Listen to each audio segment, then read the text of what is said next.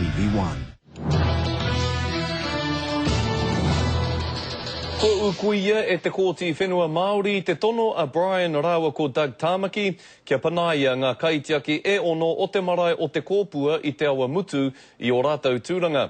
Kāre aua kaitiaki i pīrangi ki tētahi kaupapa tāpoi ki runga i taua marae. Nā whai anō te tono a ngā Tāmaki, kia whakawātea hia atu rātou.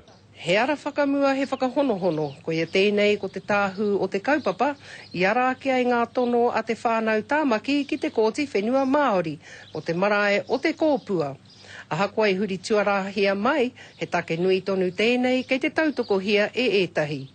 I am in support of what my nephews are doing, in total support. And it's for, the families from here and all around here. Hei ngā whakapae nā te mea he ingoa rongo nui tō ngā Tāmaki, i roto o te hāhi Destiny me ngā mahi tāpoi, kei hurihia ke te marae mō aua mahi. Definitely not a Tāmaki Tours Destiny Church takeover, without a doubt. We're acting on behalf of our whānau and the people of the marae, and it's because we can. Ka rei maua ki ia mātau e tahi o ngā kaitiaki o te marae nei o te kōpua. Engari ko tērā ke hei tā ngā Tāmaki, e hara i te mea e haere mai ana rātau ki te taoro i ngā kaitiaki o te marae nei ki te aha rānei.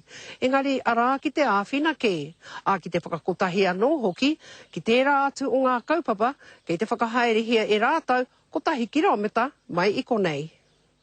Ko tērā atu e wāriu hiana e ngā Tāmaki, kia whakatūria he marae anō ki e nei whenua tūpuna o rātau ki te mānuka. Its purpose will be to house the people that are here from all around the Maniapoto Tainui area. Trustees are there for life, which I think is a crazy idea.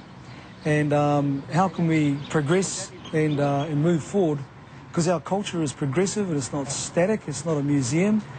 A te wā e pōti hia noa i ngā kaitiaki mo te kōpua marae, ka riro ma te kōti whenua Māori hei whakahaere. Ko Hinerangi Goodman, mō te karere.